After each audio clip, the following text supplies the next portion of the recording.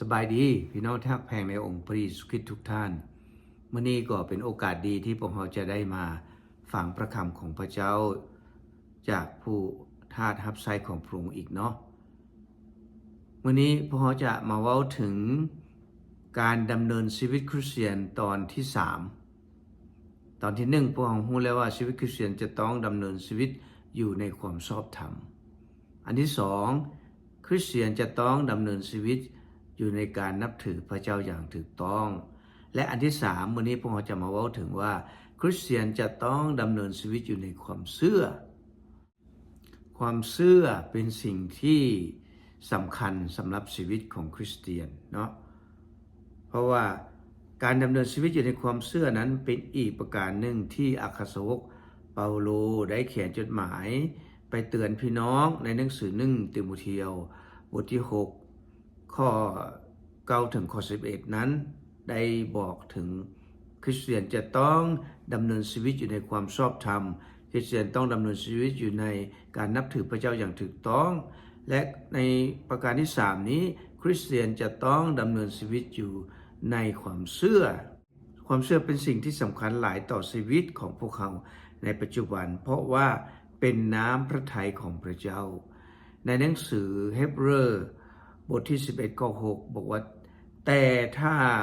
บ่มีความเชื่อแล้วจะเป็นที่พอพระทัยของพระเจ้าบ่ได้ผู้ที่มาเข้าพระเจ้านั้นจะต้องเชื่อว่าพระองค์ทรงพระชนอยู่และพระองค์ทรงเป็นผู้ประทานรางวัลให้แก่คนทั้งหลายที่แสวงหาพระองค์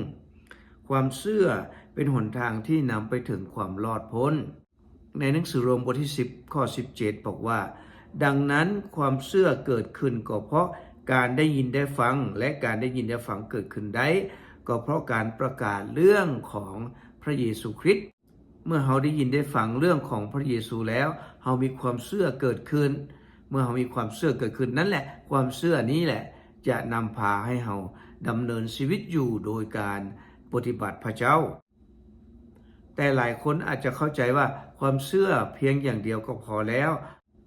เชื่อพระเจ้าแล้วก็ว่าได้รอดแล้วมีความเชื่อแล้วก็พอหลายคนก็อาจจะคิดแบบนั้นแต่ว่าในพระคำของพระเจ้าได้บอกว่าในหนังสือยากโบ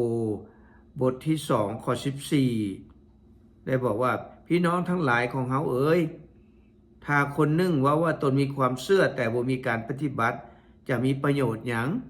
ถ้ามีความเชื่ออย่างเดียวบ่ได้เฮ็ดอีหยังบ่ได้ปฏิบัติพระเจ้าก็แสดงว่าเป็นความเชื่อที่บ่มีประโยชน์ความเชื่อแบบนั้น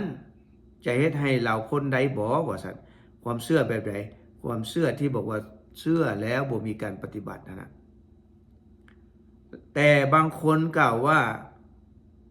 ฝ่ายเจ้ามีความเชื่อแต่ค่อยมีการปฏิบัติจงแสดงให้เฮาเห็นความเชื่อของเจ้าซึ่งบ่มีการปฏิบัติและฝ่ายเฮาก็จะแสดงให้เจ้าเห็นว่าความเชื่อของเฮาด้วยการปฏิบัติของเฮานั้นในข้อที่22ก็บอกว่าเจ้าก็เห็นแล้วว่าความเชื่อกับการปฏิบัติของเพิ่นก็ไปคู่กันความเชื่อของเพิ่นถือเฮ็ดให้ครบถ้วนได้ก็โดยการปฏิบัติในข้อที่24บอกว่าเจ้าทั้งหลายก็เห็นแล้วว่าผู้ใดจะได้ทรงถือว่าเป็นคนชอบธรรมนั้น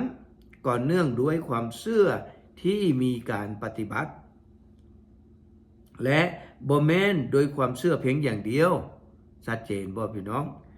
ในข้อที่26บอกว่าเหตุว่าร่างกายที่บ่มีจิตวิญญาณก็ตายแล้วสันใดความเชื่อที่บ่มีการปฏิบัติก็ตายแล้วสันนั้นก็แสดงว่า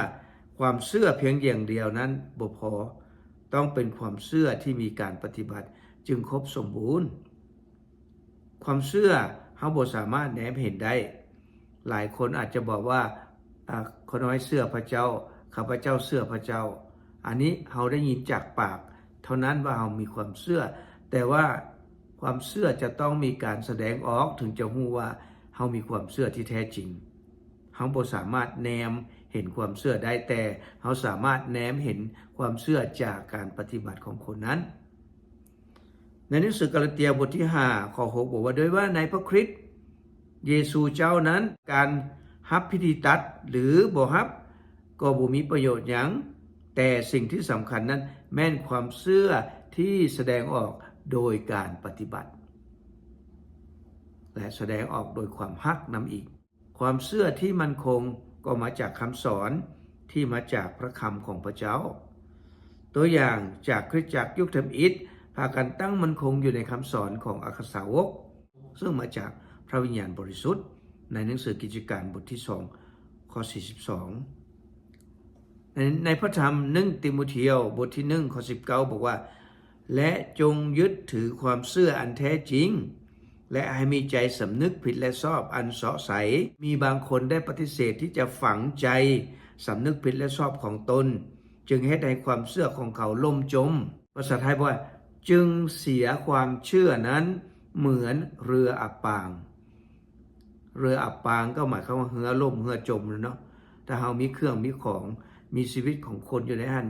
กลางทะเลถ้ามันเรือล่มเรือจมนี่แสดงว่าจิบหายวอดวายเบิดบ่มีหยังเหลือ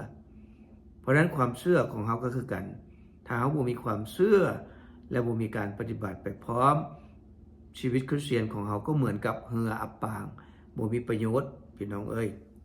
นั่นแหละความเชื่อเป็นสิ่งที่สำคัญแต่ความเชื่อนั้นจะต้องประกอบไปด้วยการปฏิบัติเป็นของคู่กันไปนำความเชื่อนั้นจึงสำเร็จผลและความเชื่อนั้นจะต้องมีความฮักเป็นหลักฐานชีวิตของเราจะต้องเป็นชีวิตที่มีความฮักซึ่งกันและกันฮักครอบครัวฮักสามีฮักภรรยาฮักลูกฮักพ่อฮักแม่ฮักพระเจ้าจนสุดจิตสุดใจสุดความคิดสุดความสามารถและฮักเพื่อนบ้านเหมือนฮักตัวเราเองนี่คือหัวใจของความฮักของความเชื่อที่เรามีในพระเยซูคริสต์ขอพระเจ้าทรงอวยพรพี่น้องทุกท่านพบกันโอกาสหน้าเนาะขอขอบใจหลายๆ